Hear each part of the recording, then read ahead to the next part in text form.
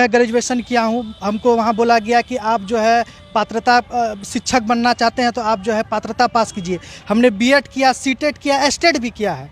इसके बावजूद हम लोगों को कहीं कुछ भी नहीं है। नियमावली आया था बीच में, वो नियमावली चेंज हो गया। हम 5 साल से जो है जिला स्तर पर दौड़ रहे थे, समझे। जिला स्तर पर दौड़ते दौड़ते परेशान हो गए तो जिला में कहा गया कि अब जो है पटना जाइए, क्योंकि नियमावली को वहीं से बन रहा है। जब तक नियमावली नहीं होगा तब तक आप लोग का काम अनुकंपा बहाली नहीं हो सकता। तो हमने पटना जो है अगले 1.5 साल से दौड़ रहा हूँ। हर बार शिक्षा पदाधिकारी से आते हैं, मिलते हैं, उनका आश्वासन यही मिलता है कि अगले कैबिनेट में जो है नियमावली को पास कर दिया जाएगा, फिर आपको जो है बहाली हो जाएगी।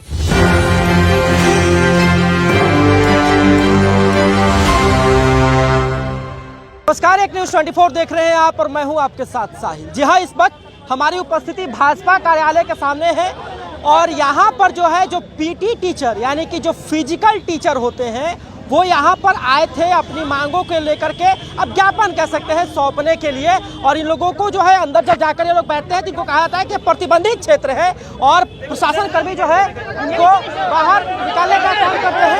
प्रशासन कर्मी इनको जो है बाहर निकालने का काम करते हैं और ये लोग जो है क्या कहिएगा मान पत्र मांग रहे थे कागज। जी सर, आपका शुभ नाम सर? शुभ नाम आप लिखे ना, भाजपा बिहार प्रदेश अध्यक्ष के नाम से लिखिए।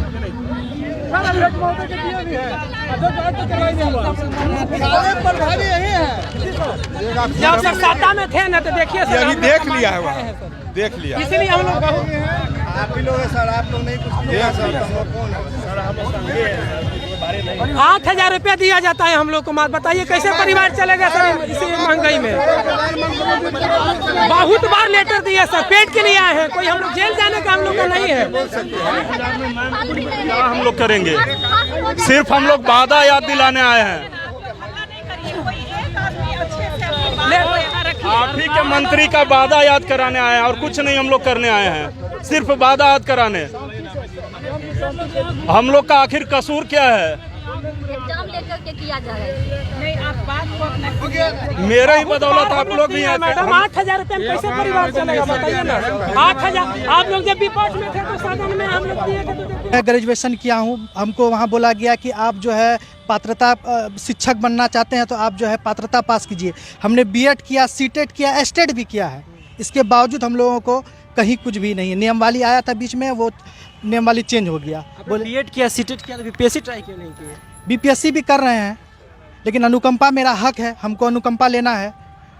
चलिए, तो देखिए जितने भी लोग यहाँ पर खड़े हैं, चाहे आपको महिला कर्मी दिख रहे हो चाहे पुरुष कर्मी दिख रहे हो, ये सबके सब वो लोग हैं जो कि अनुकंपा के अनुसार अपना अधिकार मांग रहे हैं। जी हाँ, पिताजी का या माताजी का किसी का घर में सरकारी नौकरी होने के बाद जो है ये अधिकार बनता है कि जिस प्रकार से फैसिलिटीज और जिस प्रकार से चीज़ें जो है उनको मेंटेन होनी चाहिए थी, उनके पिताजी के जाने के बाद या उनके पति के जाने के बाद जो है आर्थिक स्थिति दयनीय हो जाती है। शिक्षा को लेकर के, आर्थिक व्यवस्था को लेकर के, घर चलाने को लेकर के काफ़ी संघर्ष करना पड़ता है और ये लोग जो है लगातार अपनी जो है मांगों को रख रहे हैं। क्या कहिएगा जी? अभी तक तो यही कहना है, जो मान लीजिए अगर वो टाइम देते हैं, अगले कैबिनेट में हो रहा है, अगले कैबिनेट में हो रहा है, नियमावली तो आएगी। आने के बाद हम लोग को ये कहना है जो नियमावली आए और जल्द ही इसका नियुक्ति हो, ये उनसे हम आग्रह करना है, विनती करना है। अन्यथा हम लोग को तो ऐसे दयनीय स्थिति हो ही रखा है।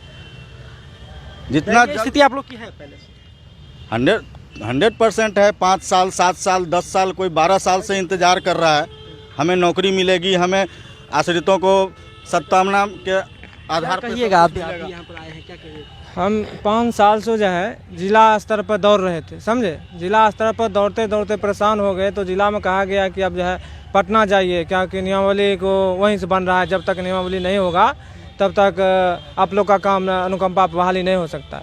तो हमने पटना जो है अगले 1.5 साल से दौड़ रहा हूँ। हर बार शिक्षा पदाधिकारी से आते हैं, मिलते हैं, उनका आश्वासन यही मिलता है कि अगले कैबिनेट में जो है नियमावली को पास कर दिया जाएगा, फिर आपको जो है बहाली हो जाएगी। लेकिन हर बार आते हैं, वो आश्वासन देते हैं कि अगले 10 दिन में हो जाएगा, लेकिन हम लोग को सिर्फ झूठी आश्वासन दिया जाता है, समझे, कि हो जाएगा हो जाएगा। कहा जाता है हो नहीं रहा, हो ही नहीं रहा। सिर्फ हम लोग को जो है आश्वासन देकर झूठा लगता है, एक तरह का हम लोग को झूठा आश्वासन दिया जाता है, समझे। हम लोग की इतना स्थिति खराब हो गया है कि परिवार जो है भूखा रहने का कगार पा गया है। चलिए, तो देखिए लगातार ये लोग इस बात को कह रहे हैं कि आर्थिक स्थिति हम लोगों का डैमेज होते जा रहा है, सरकार सुन नहीं रही। हालांकि ऐसी बात नहीं है कि इस चीज़ को सिरे से नकारा जा रहा है, आश्वासन दिया जा रहा है। शिक्षा मंत्री सुनील कुमार का ये जिक्र करते हैं, मुख्यमंत्री का जिक्र करते हैं और कह रहे हैं कि आश्वासन तो मिल रहा है पर हम लोगों के समस्या का समाधान नहीं हो रहा। आखिर कब तक संघर्ष करें?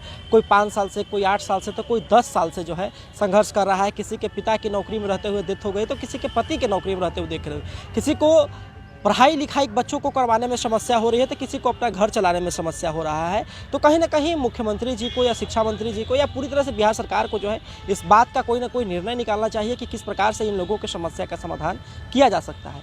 आप क्या समझते हैं? अपनी प्रतिक्रिया हमें कमेंट बॉक्स में जरूर दें। फिलहाल का धन्यवाद। आप एक न्यूज़ 20।